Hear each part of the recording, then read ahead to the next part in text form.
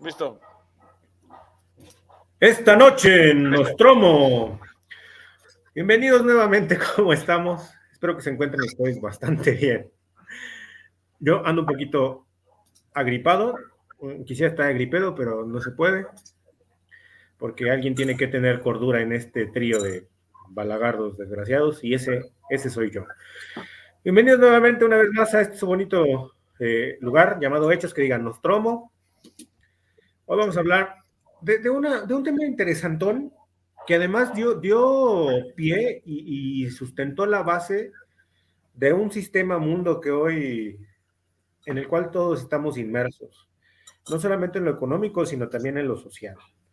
Vamos a hablar de los acuerdos Bretton Woods, de sus implicaciones, antecedentes, y obviamente pues lo que significa en el entorno de lo social, lo económico, pero también en lo político, porque derivado de eso, la intención ya se hablará, con la intención de tener una paz duradera, ni que fueran el pinche Kant, ¿no? Se les ocurrió realizar esos acuerdos.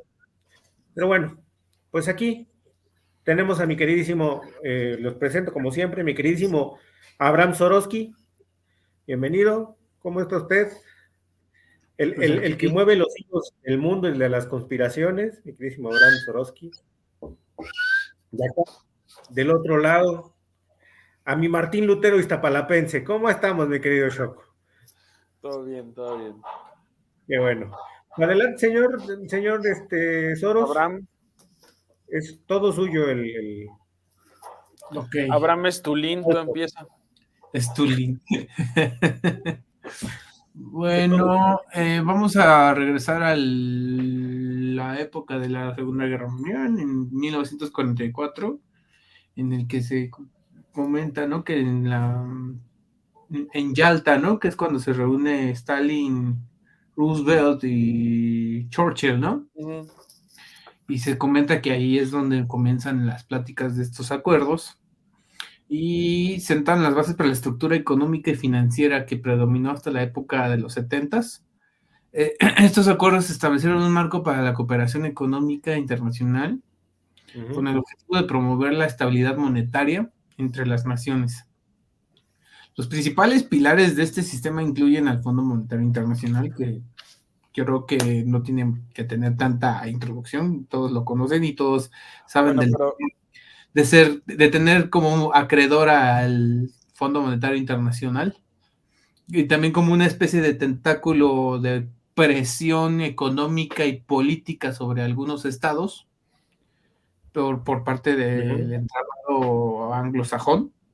El Banco Mundial está destinado a financiar la reconstrucción y desarrollo económico de países en vías de desarrollo mediante préstamos a largo plazo para proyectos de infraestructura y desarrollo. El patrón oro y sistema de tipo de cambio. En un primer instante se establece en el acuerdo que va a ser un tipo de cambio fijo, que es un sistema basado en el patrón oro, donde las monedas están vinculadas directamente con el valor del oro, ¿no? Y después se estableció un sistema de tipo de cambio fijo donde las monedas están fijadas respecto al dólar, y este último estaba vinculado al oro con un valor de $35 por onza. El sistema de Bretton Woods pues, fue exitoso durante algunas décadas, pero no obstante desarrolló o enfrentó diversos desafíos, ¿no? Como lo que fue los déficits comerciales, la presión sobre el dólar. A medida que las economías globales fueron recuperándose y se reconstruían de la guerra, surgieron desequilibrios comerciales como siempre, que es también hasta cierto punto una especie de ciclo que tiene interminable la economía, ¿no? Que también lo estamos viviendo de alguna manera en otros tintes, en otros matices, lo estamos viviendo en esta época. Y generan una presión creciente sobre el dólar estadounidense. La emisión excesiva de dólares, que también se parece mucho a lo que estábamos viviendo en esta época, y una pérdida de confianza en la capacidad de los Estados Unidos para mantener el respaldo oro de su moneda. El fin del patrón y el surgimiento de la flotación de las monedas, ¿no? Nos remontamos a 1971, a Nixon y la suspensión de la convertibilidad en oro del patrón oro y dólar, desencadenando ahí el sistema de flotación de monedas donde los tipos de cambio fluctúan libremente. Y este evento, a grosso modo, marca el fin del sistema Bretton Woods, tal y como se preconcibió en la época en que fueron firmados los acuerdos. Y a partir de entonces las monedas comenzaron a fluctuar según la oferta y la demanda en los mercados financieros. Y creo que esta coyuntura afecta también a países como México, cuando vienen las crisis constitucionarias de los gobiernos priistas aquí, cuando vienen estas épocas de hiperinflación, de hiperendeudamiento estatal, y que viene acompañado a que también México como que llega muy tarde a la apertura global, llega muy tarde también a la libre flotación de las divisas. Cual si fuéramos oposición. Híjole, güey, pero te aventaste ibas a enmarcar cuándo empieza Bretton Woods y te inventaste toda la historia, Bueno, si quieren alguien ya seguir. Es que me parece que es importante que pongamos en contexto por qué es importante Bretton Woods. Okay. Primero que nada, porque el mundo que conocemos ahorita no es el mundo de antes. Antes el comercio no se daba de las maneras en que se da hoy. El comercio era muy limitado, las producciones generalmente eran locales, salvo que fueras, no sé, Gran Bretaña con el imperio que podía darse el lujo de tener algunas cosas deslocalizadas, aunque fundamental eran materias primas, y tenías países industrializados y no industrializados. Principalmente la industrialización era Europa y con algunas excepciones en Asia, ¿no? Principalmente Japón, que fueron los que agarraron el pedo luego y terminaron por eso del lado que terminaron en la Segunda Guerra Mundial. O sea, antes de Bretton Woods, esto que conocemos no existía. No podías comprarte una vajilla italiana, un cuchillo británico, pieles australianas. Y la gente no podía consumir no podía consumir jalapeño mexicano. O coronitas. Todo era local. Y las importaciones eran carísimas y raras. Y generalmente eran relacionadas con países con los que tenías algún tipo de relación cultural, comercial directa, limitada. Sí. Por ejemplo, nosotros teníamos muchos ultramarinos españoles por la herencia cultural y por los inmigrados, ¿no? Digamos que entonces Bretton Woods va comenzando a sentar las bases de lo que va a ser la globalización. La globalización y lo que yo diría que es el siglo americano, que la globalización es un subproducto del siglo americano. O sea, pero sí es importante dejar en claro que el mundo no era así, porque hay gente que hay gente que probablemente no lo sabe. El mundo era completamente distinto, el mundo era cerrado. Y justo estamos hablando básicamente de era un mundo donde tenía sentido tener este tipo de proteccionismos para cuidar tu industria nacional, porque el hecho de importar y exportar también derivaba costos. Claro, eran nacionalismos y patrioterismos muy, muy anquilosados, ¿no? Pero que tenían de alguna manera sentido, ¿no? Eso es pertinente que como... Sí. Perdón, se me fue. ¿Qué dijiste, Abraham? Que esa especie de proteccionismo de alguna manera tenía sentido en el contexto de la época. Bueno, partamos de que los procesos independentistas fueron apenas hace un siglo. O sea, la primera, lo que serían las independencias americanas, por ejemplo, tienen un siglo y todavía somos muy conscientes de... Bueno, y luego vienen las revoluciones, porque las independencias son en el 19 y, por ejemplo, nosotros tenemos nuestra revolución a inicios del 20, que tiene un corte nacionalista por las consecuencias de la dependencia de Estados Unidos que generamos con Porfirio. Sí. O sea, en ese sentido las cosas están concatenadas, el mundo, pero llegamos al punto en el que el mundo era muy cerrado. Bretton Woods se da todavía en el marco de la Segunda Guerra Mundial. Y en el marco de dos grandes amenazas. Primera, el fascismo, aunque en realidad ya para esa altura prácticamente está, o sea, ya se sabe que Alemania no va a durar. Y luego el comunismo, que al final del día Bretton Woods, y eso me robo las palabras de Seyhan, es un geopolítico que ya he mencionado acá, dice que todo esto es hecho por Estados Unidos por el pánico que le tenían a la Unión Soviética. Decidieron sobornar a la mitad del mundo para que les hicieran el paro. Porque Bretton Woods es una interacción, de algún modo es una, vamos, desde los inicios en los 40, que no se parece nada a lo que tenemos ahora, es un primer intento de integración comercial. Y también hasta cierto punto es un intento de integración de los aliados capitalistas de Estados Unidos, ¿no? También preconfigura el asunto de la OTAN, preconfigura también el asunto de la Organización Mundial de Comercio, o sea, todos son subproductos de esta intención yanqui de contener lo que es la amenaza roja.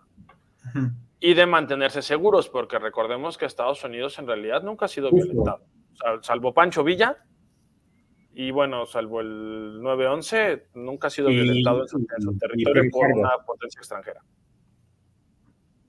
Bueno, está bien. ¿Qué ibas a decir? Nada. No, ¿cuándo ha sido violentado en su propio territorio?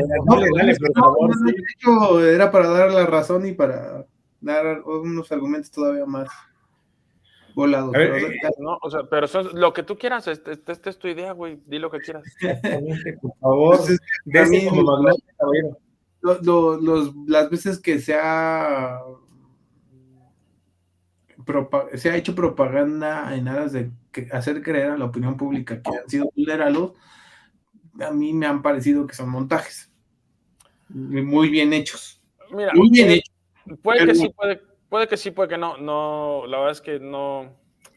En la historia hay un área gris sobre los papeles que se pierden en los escritorios que creo que nunca vamos a saber si son verdad o no. Sí, claro, pero también hay que tener nada más un poquito de sentido común, porque la economía de guerra en un asunto imperialista al cual ya Estados Unidos está completamente metido de lleno ya en el siglo XX y en el siglo XXI, pues ya tiene una preponderancia mayor y no importa que te inventes un circo con muertos incluidos, lo que importa es aceptar la maquinita de guerra para que sigamos teniendo ingresos altos, ¿no? Híjole, no sé. Tal vez sea un tema para otro podcast, porque si nos vamos por ahí no vamos a hablar de Bretton Woods. Sí, por eso yo ya no quería decirlo, porque sabía que íbamos a irnos por esa calle. Pero y es un callejón sin salida en este tema. También creo que es importante el hecho de que ahí había dos propuestas. Uh-huh. Una es la propuesta americana, la yankee, que es la que queda, porque obviamente los que tenían el dinero eran ellos. Y porque obviamente hasta cierto punto de un lado occidental, pues ellos se reparten el mundo, ¿no? Mira, ahorita llegamos a esa parte, porque yo creo que al final del día tenían razón. Pero ahorita llegamos a esa parte. Espérame, ahorita llegamos a esa parte. Y estoy siendo bien pragmático, no lo estoy diciendo de buena gente, estoy siendo pragmático. Pero la otra propuesta era la de Keynes. Uh-huh. Que era prácticamente era una especie de Estado mundial cuasi socialista. Sí. Uh-huh. Que no tenía ninguna posibilidad de funcionar. Destapamos un hoyo para que lo volvamos a tapar. El pleno empleo. Híjole, a mí me cae bien Keynes, entonces no me voy a pelear con Keynes. Digamos que la idea está bonita y está un poquito mejor articulada que la de Marx, pero bueno, los filósofos excelente idea, pésima aplicación. Híjole, otra vez porque además, ponemos a hablar el keynesianismo sirvió, bueno, para no entrar, pero estrictamente el keynesianismo funcionó para generar cierta estabilidad que también le dio la base al Bretton Woods para poder realizar lo que realizó. Ya que a lo largo de el tiempo no haya podido ser funcional, eso es otra cosa, porque bueno, no, insisto, una buena idea, mala aplicación, pero sí dio pie a sentar las bases para la idea del Bretton Woods. ¿En qué sentido? A ver, el mundo estaba convulso y estaba claramente bien definidos cuáles eran los dos bandos, ¿no? O sea, era socialistas contra el bloque capitalista y párale contar.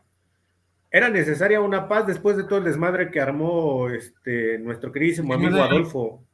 El señor del bigote chistoso. Ajá, después de todo el desmadre que un día se levantó y dijo, tengo ganas de ir por un postre polaco. Vamos, señor ejército, acompáñeme, ¿no? Y después dijo, tengo ganas de ir a estacionarme en San Petersburgo, ¿no? Ajá, exactamente, ¿no? Y se atravesó el invierno y ya no llegó. Europa sería más bonita si hablaran todos alemán. Justo, ¿no? ¿Quién iba a pensar que una sinfonía lo iba a mandar a la fregada? Pero bueno, sí. En fin. Bueno, dale, se necesitaba precisamente como la estabilidad post la guerra, porque efectivamente ya sabían que Alemania pues no iba a durar mucho, y ahí es donde el glorioso ejército rojo, se la fregada, donde que sí lo hace, ¿eh? La guerra de Alemania la ganan los rusos. Sí, por supuesto, hay que decirlo. O sea, esa parte, bueno, la Unión Soviética, esa parte no se les puede quitar. Los yanquis se han comprado se compraron la medalla, pero esa medalla es rusa. Es completamente soviética, estoy completamente de acuerdo. De hecho, de ahí el peso que Putin le ha puesto al día de la victoria. Sí, peso simbólico. Pero fíjate, curiosamente, ya empezaban desde ese momento como a establecerse ciertas zonas de influencia, y entonces la idea precisamente de un sistema mundo comienza a tomar fuerza. Además de la estabilidad económica, lo que querían a través de esto era precisamente generar la estabilidad social. El mundo era un desmadre, vamos a ser claros. Sigue siendo un desmadre, ¿no? Pero no como en esos años, donde precisamente se compara. Perdón, síguele. ¿No? Estoy completamente de acuerdo. En aquellos años eran sistemas completamente cerrados. Entonces, en el momento en el que abres, a partir de estos acuerdos, la economía, y donde se empiezan a estructurar también lo que hoy entendemos como los supraestados, pues empiezas a generar otra dinámica en todos los sentidos y en todos los ámbitos del mundo. El peligro que generaba ese cierre hacia adentro de los estados era que por lo mismo de que no había esta interdependencia entre los sistemas económicos y políticos, había un punto donde ciertos aspirantes a dictadorcillos y ciertas mentes maquiavélicas y megalómanas tenían como prenda ancha y camino abierto, carretera libre para darle rienda suelta a su imaginación y maquiavélica, ¿no? Pero a ver, déjate contesto la parte de por qué creo que Estados Unidos tenía razón, y no es una cuestión bonita, no estoy defendiendo a Estados Unidos. Tenían razón por dos... No, sería raro que no lo hicieras. No, pero no los estoy defendiendo. Aquí es una cuestión netamente pragmática. Y son dos razones. Una, ellos ganaron la guerra. Ellos no la empezaron. Del lado occidental. O sea, sí, claro. Del otro lado está la Unión Soviética. Pero del lado occidental, Estados Unidos ganó la guerra. Una guerra que además ellos no empezaron. Además, exacto. Una guerra en la que además no querían entrar durante una buena parte del tiempo. Pero una guerra en la que cuando entran, porque entran frescos, entran con un chingo de gente, entran siendo el país más industrializado en ese momento, si no me equivoco. O sea, ya es casi seguro que la van a ganar. Y dos, y resultado de la primera, es que ellos tienen todo el dinero. ¿Qué nación, qué estado, qué sociedad va a decir, no, sí, güey, yo tengo todo, o sea, todas las cartas están en mi mano, pero hagamos lo que ustedes quieran? No. Jamás. Y esa es mi defensa de Estados Unidos. O sea, hicieron lo que tenían que hacer para sustentar el dominio que ya habían ganado por culpa de los europeos, además. Es el deber ser del ejercicio del poder, en eso estamos de acuerdo. Necesitaba consolidar el poder que recién habían adquirido. Claro, pero tenían muchas formas de consolidarlo. La forma en la que lo consolidan no es la peor de todas. No. Porque Estados Unidos pudo jugar realmente a ser imperio. O sea, son un imperio en un sentido muy laxo. Pero con el poder que tenían y con lo expandidos que estaban, pudieron jugar a ser imperio. Sí, tranquilamente. Y al menos a Europa le dieron chance de sobrevivir y de convertirse... O sea, recordemos esto. Europa es la raíz de todas las guerras entre el 18 y el 19. ¿Sí? Y en el 20, a mediados del 20, ahorita se convierten en una zona rosa de amor y comprensión. Entre comillas, ¿no? Pero llegó Vladimir y les dijo, ahí les voy Ucrania, ahí les va la que hace niños. O sea, Europa se pudo convertir en este espacio pseudo-utópico porque Estados Unidos cargó con esa parte en Bretton Woods. Sí. Y además cargó con la responsabilidad o sea, si bien Europa, que aquí entraríamos a lo que es la OTAN, y que es una subdivisión de Bretton Woods, si bien Europa accede a ayudarle a Estados Unidos en sus guerras, el que carga la cuenta de las guerras es Estados Unidos. Y entonces entra la ONU, que termina de estabilizar todo ese sistema. Que más o menos, o sea, yo me la pasé toda la carrera pensando que la ONU no servía de nada y sigue sin servir de nada. Es un lindo pero es mejor que no tenerla, porque sí, te permite que haya un espacio de comunicación que antes solo había por canales diplomáticos muy estrechos. O en la trinchera. No importa que solo sea performática y que solamente sea... Pero es que esto que menciona David es importante. O sea, puede que sea todo un chiste, que sea el florero más grande que hemos creado a nivel político. A nivel internacional. A nivel internacional. Que nos hayamos puesto de acuerdo para poner un florero al centro de todo.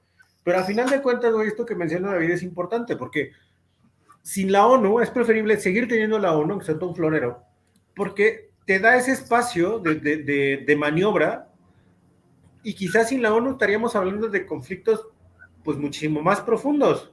Quieras o no, con todo y montonal de guerras que hay en el mundo, no se sale de control. O sea, son como muy focalizados. Uh-huh. Y la comunicación, al final de cuentas, sigue fluyendo. Que tarden en resolverse, saludos Israel y Palestina, ese es otro asunto, ¿no?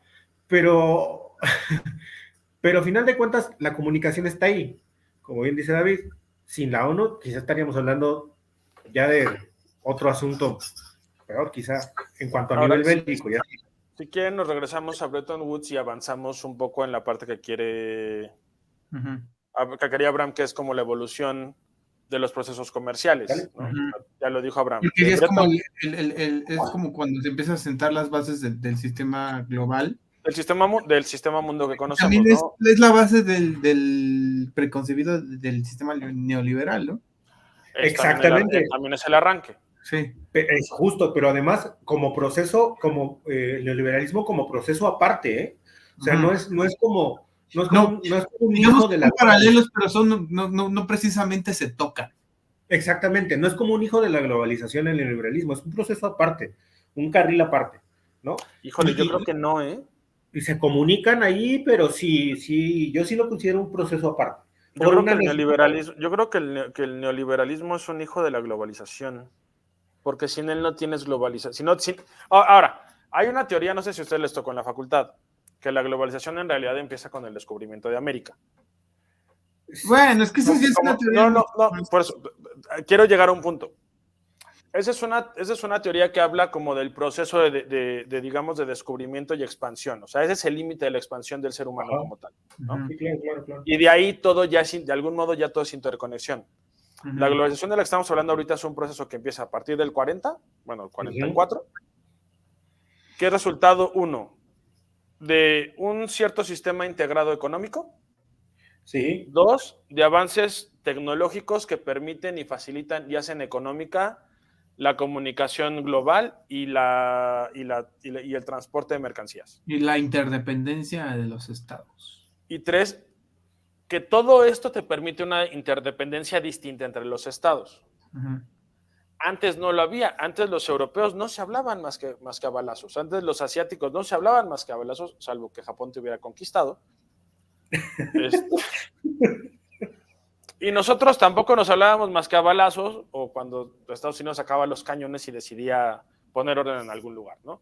O cuando nos aventábamos con la bandera. Bueno. O cuando jugábamos a Superman. Entonces, ahí vienen los cambios. ¿Cuáles son las herramientas de estos cambios? Tú dijiste, no sé si dijiste la última, pero dijiste Banco Mundial, Fondo Monetario. También de ahí sale de algún modo la Organización Mundial del Comercio. Ajá. Uh-huh. OTAN. Que según yo, primero es el GATT, ¿no? Ajá, sí. Primero es el Acuerdo General de Aranceles y Comercio. Sí. Y Y entonces ya llegamos a ahora, entramos relativamente tarde. Todo este tiempo hay un montón todavía de limitantes. Prácticamente todos los países siguen siendo proteccionistas hasta como los 80s, 90s. A los 80, principios de los 80, justo cuando comienza Nueva Zelanda el pedo del neoliberalismo. Porque bueno, y hay países que lo siguen siendo. Francia sigue siendo un país altamente proteccionista, pese a la Unión Europea. China, bueno, hasta que entran. Ahora, la parte a la que querías decir tú de el quiebre de Bretton Woods como sistema integrado, ¿no? O sea, que tiene un nombre que es cuando Estados Unidos se da cuenta de que ya no puede. Y Nixon a la mala saca el dólar de la relación con el patrón oro porque no le avisan, porque además no le avisan a nadie. O sea, así como a la mala, ¿qué creen, güey? Que ya no. Y eso genera, si no me equivoco, una crisis económica global. Sí. No quedará que cuesta un huevo salirse. Pero esta cuestión de la flotación en realidad facilita la cuestión de los intercambios. Y creo que abre la puerta eventualmente a las aperturas de fronteras, que a nosotros nos toca hasta el 88. Ajá. Si no me equivoco, Europa lo anda haciendo por los 80, inicios de los 80, que es cuando empiezan fuerte, nosotros hasta el 88 con Don Carlos. Y culmina justo con el TLC. Ya se cimienta con el TLC, que también a nosotros nos pone en automático en la esfera de influencia ya directa de Estados Unidos. Sí. No es que fuéramos bienvenidos, vamos a administrar bienvenidos al primer mundo, ¿no? Sí. Ese bonito. Porque antes de eso éramos como el baldío atrás de Estados Unidos. O sea, ellos sabían que existíamos, pero la relación no era directa. Éramos una contención además. O sea, seguimos siendo el baldío. Sí. Era como de, a ver, vele a decir al güey ese de allá del baldío de allá atrás que si le puedo ir a tirar unos barriles de uranio. También, pero teníamos una relación muy interesante y eso, aunque yo sí tendría que aventarme un par de lecturas, sería un día hacerlo. México tiene ahorita, pero es distinto, tenía una posición geopolítica bien interesante. Porque éramos la puerta de entrada a Estados Unidos, sí, la puerta de entrada a una Latinoamérica socialista, la puerta de entrada a Cuba, y puente así no muy abierto, pero de relación con la Unión Soviética. Sí. Justamente por el rol de México de no alineados. Ese rol se pierde un poco cuando aceptamos el TLC. Claro que el mundo cambia brutalmente después de eso. O sea, en los 90 sí. El mundo antes del 88 y el mundo después es completamente distinto. ¿No? Lo podríamos ver en los medios de comunicación, MTV, los sistemas de cable que empiezan a tener más programación no extranjera en realidad, sino de Estados Unidos. Y bueno, no sé cómo lo quieran mover. Nos vamos ya, digamos, al nuevo quiebre del Bretton Woods. Sí. Sería donde ya no da para más. Sí, es el que estamos viviendo actualmente, ¿no? Sí, o sea, donde ya está claro que estamos yendo a que Huntington no tenía razón, pero no estaba tan lejos. ¿No? O sea, se le fue la pelota, pero estaba en el área. Sí. O sea, va a haber una división de países, va a haber nuevos proteccionismos, va a haber problemas principalmente por cuestiones energéticas y materias primas. Porque también hay que reconocerle eso al periodo anterior, a lo que crea Bretton Woods. Es un acceso casi irrestricto a materias primas para cualquiera que pueda pagarlas. Finalmente eso es lo que tú siempre estás llamando la afluencia o conceptualizando como la afluencia. Ajá, porque eso te permite generar en excedente. Porque antes no funcionaba así, tú dependías de lo que tenías cerca. Y en muchos casos de lo que tenías directamente a la mano. Por eso también Japón, estoy enredando un poco las cosas, pero por eso Japón participa en la Segunda Guerra Mundial.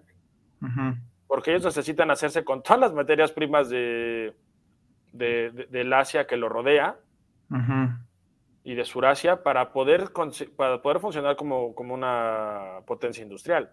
porque Japón no tiene materias primas. Y efectivamente. Alemania también lo hace un poco, porque sus materias primas son limitadas y necesita toda Europa para poder funcionar como una potencia industrial. Bretton Woods lo que facilita es que no tengas que tener tu propio ejército para poder acceder a las materias primas y a otros mercados. También esa es otra. La gran derrota de Europa, porque no es nada más, o sea, no nada más Alemania se derrota en la Segunda Guerra Mundial, Europa se derrota en la Segunda Guerra Mundial. Tanto así que la gran potencia marítima es Estados Unidos. Esa potencialidad marítima le permite también imponer las reglas en prácticamente cualquier lado, porque no hay quien se las pueda discutir. Lo más cercano es y convertirse en el hegemón. Lo más cercano a eso fue la Unión Soviética. Y la Unión Soviética, en términos de movilidad oceánica, según yo, siempre estuvo bastante limitada. Sí, sobre todo por China. Porque en el Asia-Pacífico no tenía como un acceso limitado, ¿no? A los mares y a los puertos, y etcétera. Bueno, esa es una, tienen acceso limitado como nación, pero también nunca invirtieron lo suficiente. Hay por ahí una teoría de guerra, no me acuerdo en cuál libro lo leí, no sé si es en es que yo creo que no les dio tiempo, ¿no? Porque siento que o tragabas o tratabas de abrirte paso entre casquetes glaciares y así, está cabrón, ¿no? Sí, pero también hay otra que dice que las naciones son eminentemente terrestres. Rusia es una nación eminentemente terrestre. Sí. Tienen problemas para brincar al mar. Y Estados Unidos es una nación híbrida. Te interrumpo, David. ¿Qué pasa? Rápido. Quiero que sepan que la siguiente sección, el siguiente comentario que pueda aparecer es patrocinado por Tarjetitas Cupido.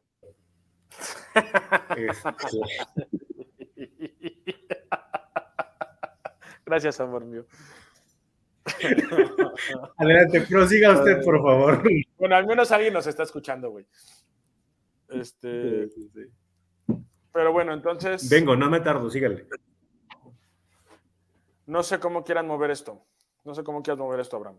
Pues en el sentido de que Bretton Woods en este momento se encuentra en una especie como de impasse, porque creo yo que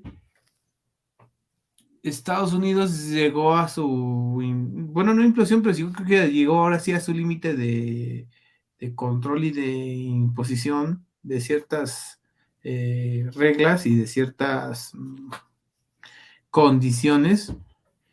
Y creo que a pesar de que a lo mejor puedan llegar a tener un acuerdo medianamente positivo en Ucrania o que haya alguna especie de desescalada, creo que el daño ya está hecho a la estructura del sistema, ¿no? Pero aún así, creo que no hay forma de vislumbrar que sigue en el mediano y largo plazo, ¿no? Porque no se ve un candidato a suplir esas características del hegemón que cumplía Estados Unidos bajo el mandato de Bretton Woods. Y ahí es donde muchos vemos el asunto de que el regionalismo es la única opción medio viable y medio estable, en lo que medio sale un hegemón que a lo mejor es un poco contradictorio, pero siento que sí hay un punto donde de la historia, donde los ciclos de la historia demuestran que de cierta manera todo tiende a ir hacia el emergimiento de un hegemón, ¿no? Mira, hay una... ¿Quién fue? Espérame. Ok, ¿conoces a Armesilla? Sí, y que sale luego con Rosarín, ¿no? Ajá, es amigo de tu primo. Tiene un libro, no voy a dar mi opinión sobre el libro, se llama Iberofonía y Socialismo.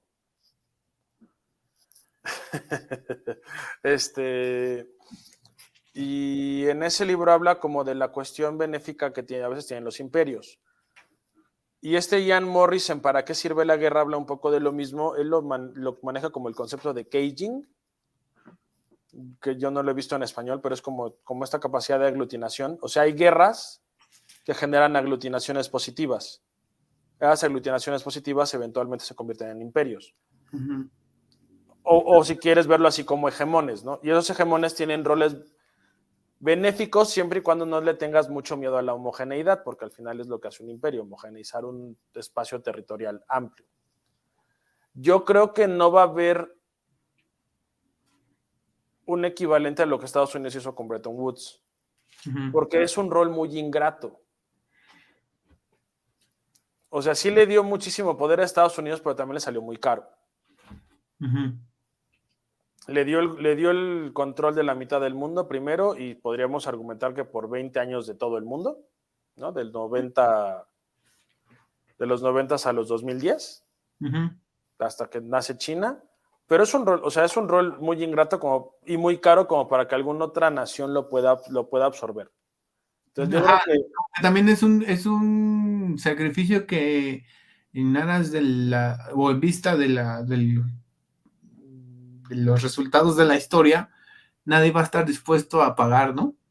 Más o menos. Sí topas a Fonseca, ¿no? Es mi gemelo malvado, el que estaba en Visual Politics. que es completamente pro-yankee.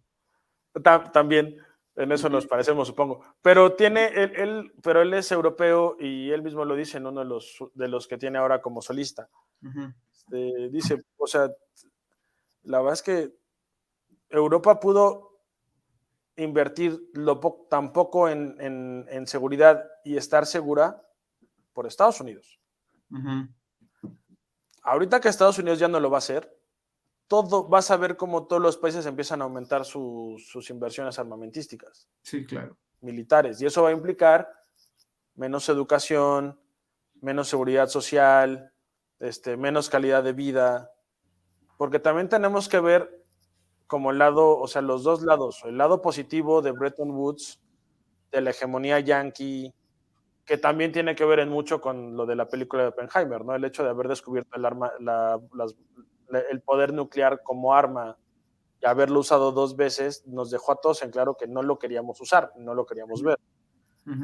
Pero para esta Pax relativa que tenemos desde el 45.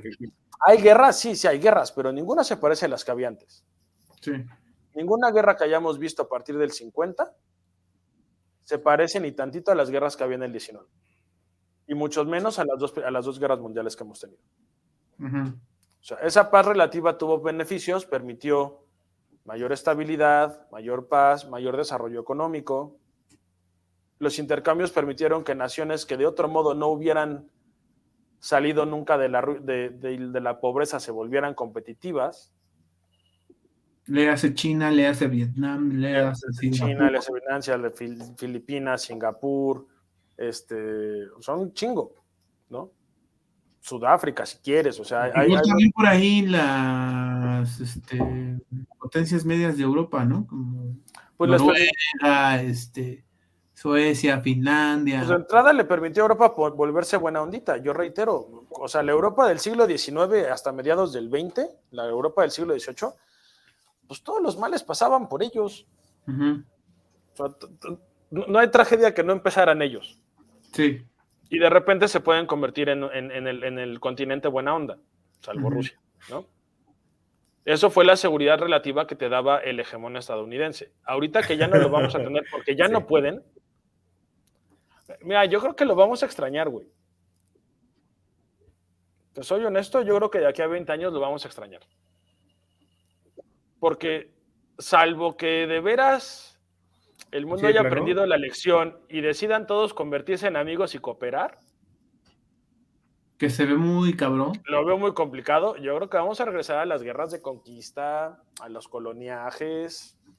A los señoriajes. A la piratería. De hecho pasó, no sé si lo han... no me acuerdo que eran nigerianos. Saludos a Somalia. Somalia, eran somalíes.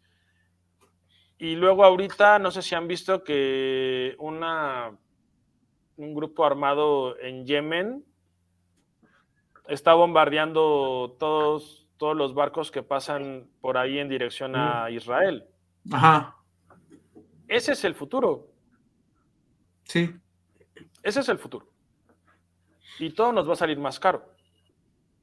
Y todo va a ser más lento, y por eso va a haber producciones locales. Nosotros vamos a estar un poco diferenciados porque ya estamos integrados a Estados Unidos. Y porque le vamos a servir de fábrica de emergencia ante la situación de contracción. Sí. O sea, el nearshoring es eso. Sí. Porque esa es otra parte o sea, el crecimiento de China, yo creo que China puede sostenerse haciendo cambios y ajustes, pero el surgimiento de la China que conocemos, también eso es un producto de Bretton Woods. Sí. Pero no tiene sentido para Estados Unidos alimentar al enemigo. Obviamente. También si somos completamente honestos, de ahí el nearshoring. De ahí también va a llegar un punto en donde van a decir, no, estos güeyes están creciendo mucho, ya se están creyendo demasiado, córtales el agua y que se arreglen como puedan. Entonces, este periodo va a ser como unos 20, 30 años nomás. Yo creo que sí. Ahora, también lo cierto es que nosotros vamos a estar, yo creo que vamos a acabar estando semi-integrados con ellos. Vamos a volvernos bilingües.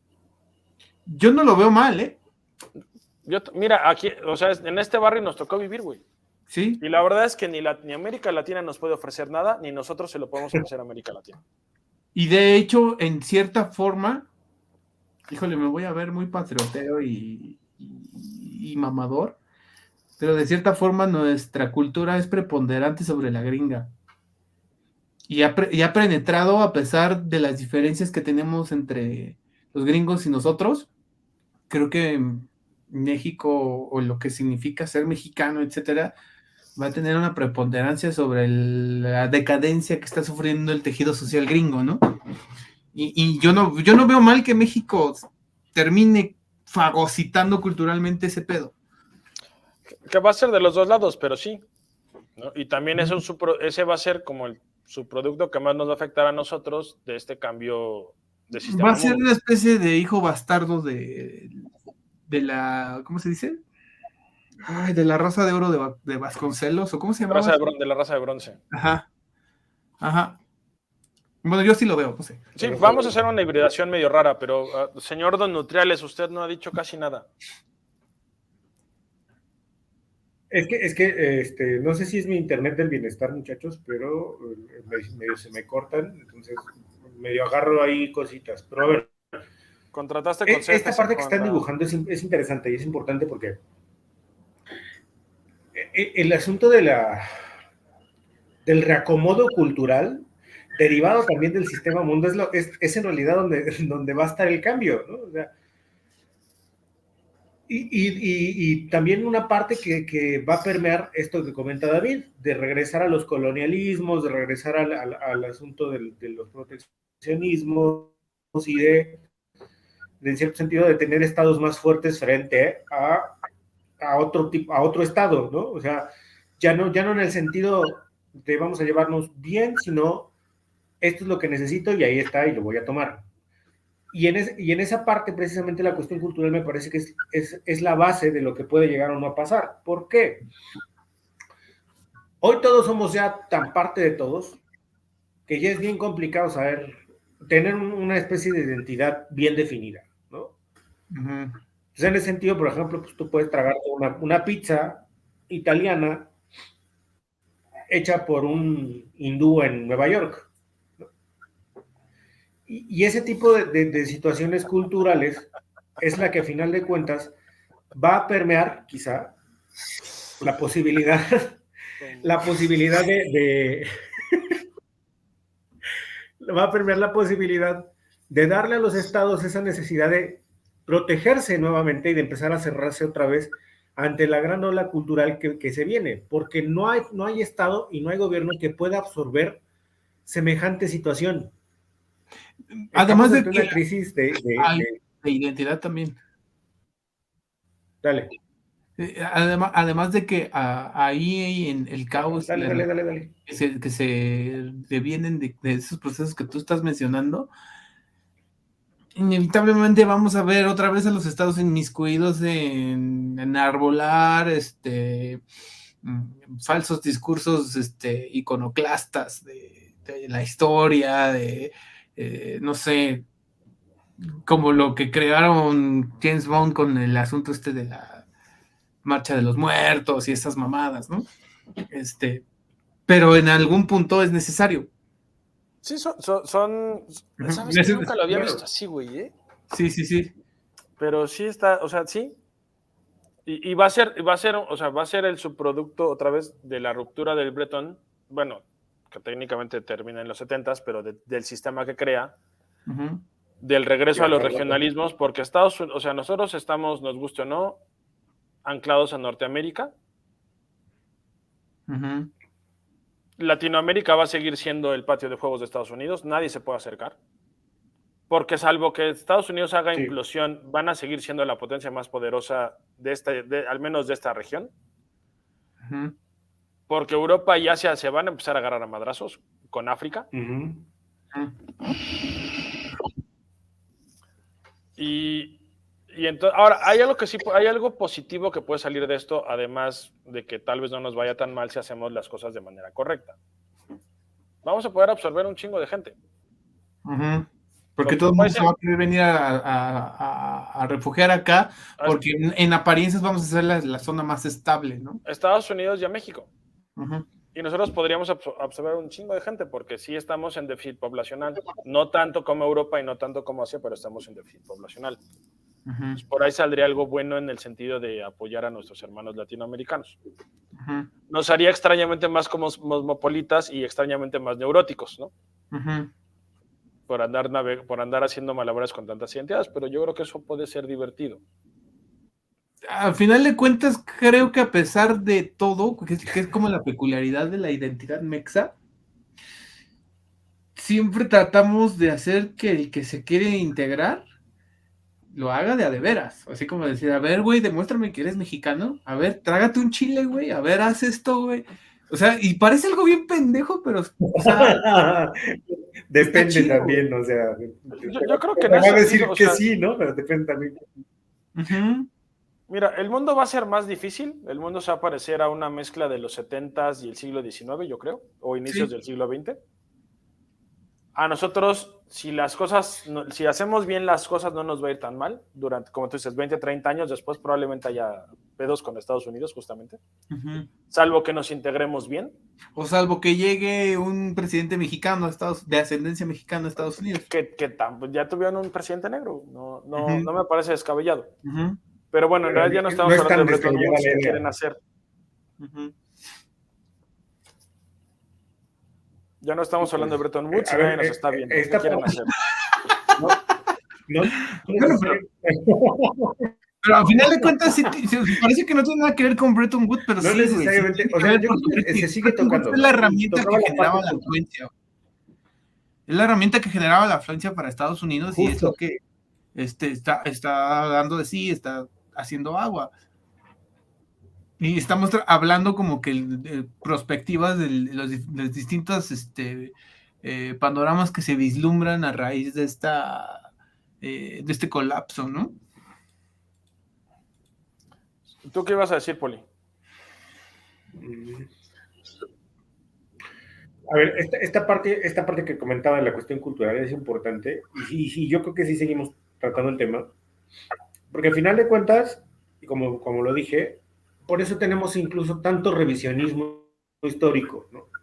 Esta crisis de identidad que tenemos en cuanto a naciones, en cuanto a qué somos, dónde estamos, es lo que nos lleva quizá a reentender y la necesidad de reinterpretar nuestra propia historia, queriendo encontrar esa identidad ahí. Entonces, esa parte, por eso precisamente ponía la cuestión cultural, porque esta parte del conglomerado de la globalización cultural es lo que va a terminar, voy a ponerme muy marxista, va a ser la contradicción más profunda del propio sistema mundo. Vieron y estructuraron la parte económica, la parte política, muy chido, pero la parte cultural me parece que la dejaron de lado o asumieron que simplemente iba a pasar de alguna manera y se iba a acomodar de alguna forma, dado que, toda vez que lo que importaba en ese momento era la estabilidad. El asunto está en que ahora el problema es que tienes una cuestión de un montón de gente moviéndose por todos lados, llevando su cultura, sus tradiciones, todo lo que son a otros sitios completamente distintos, a otros contextos completamente distintos. Entonces eso hace que los estados, a final de cuentas, se tengan que reinventar al paso para poder incluirlos y para poder seguir siendo estados medianamente funcionales. Pero el pedo está en que esa marea de cultura se los está comiendo y no va a haber de verdad estado que pueda. Entonces van a tener forzosamente que empezar a hacer lo que hizo el Reino Unido, empezar a salirse de los pactos y a reestructurarse otra vez en torno a sí mismos. Va a sonar muy gacho, pero quizás hacer algún tipo de limpieza y retomar esa parte. Pero que el fascista aquí soy yo, ¿eh? Perdón. Sí. Y el hiperprogresel. Ajá. No me refiero. Me quedé a una situación. Sí, no, mira. No me refiero a una situación étnica. No. Bueno.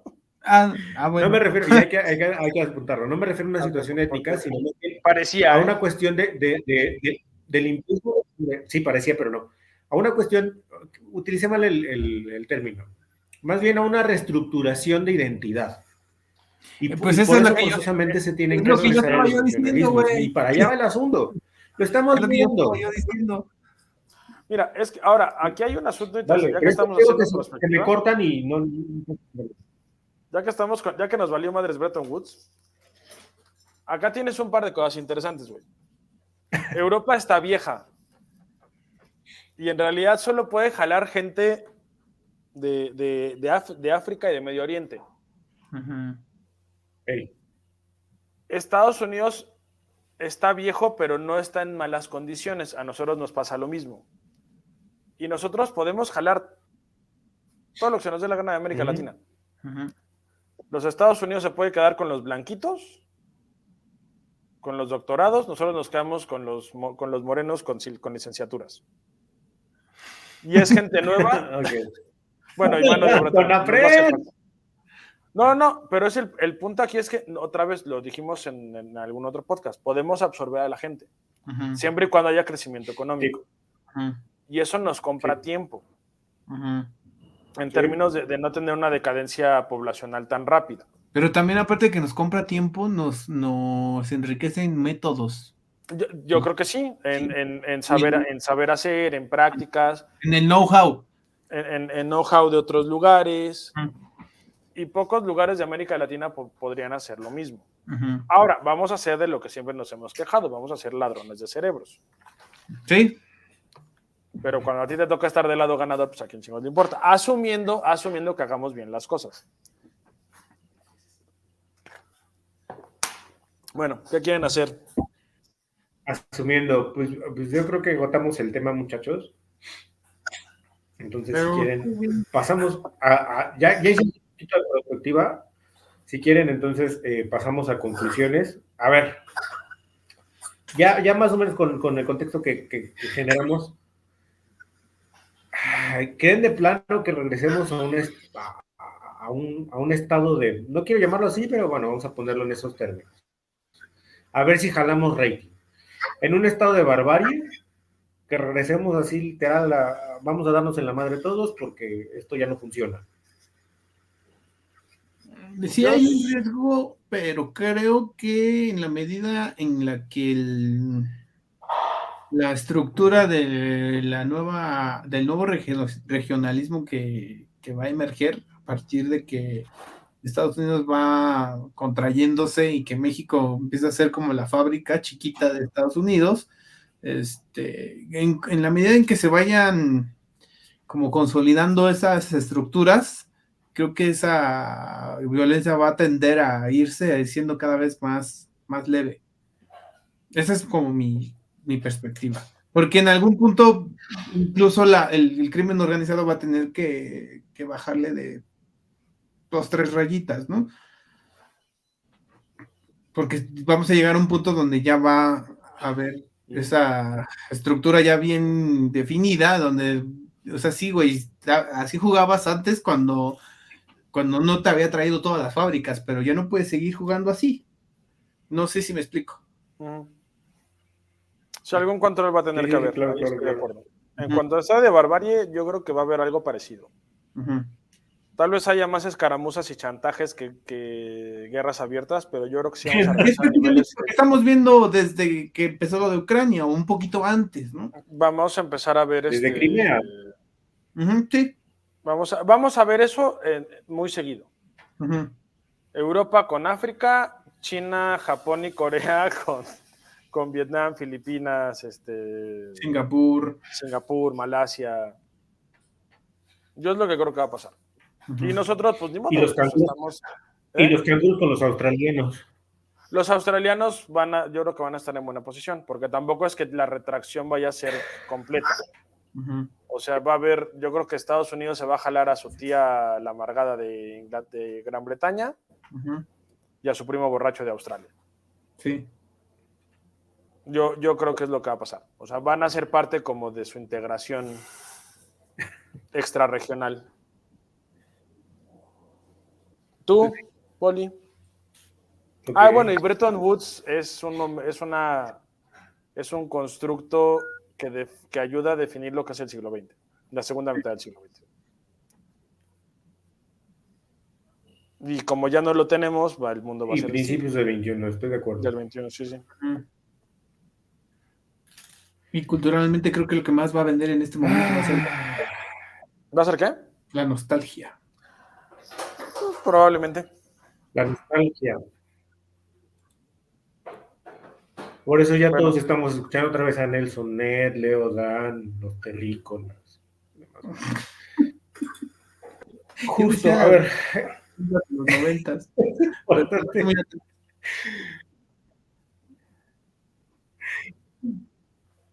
Justo. Sí es preocupante. A ver, y esto hay que dejarlo claro.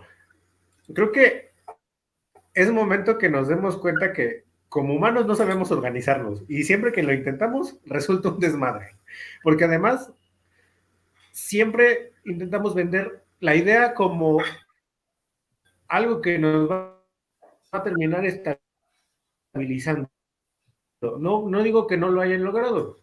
Como bien lo dice David, hay una paz en el aspecto de esas dimensiones. Los conflictos bélicos ya son mucho más focalizados y la mayoría de ellos suelen ser por o se me acabó el gas y quiero ir a Iztapalapa porque allá venden el gas del bienestar y poco a poco me voy haciendo de los pueblos, ¿no?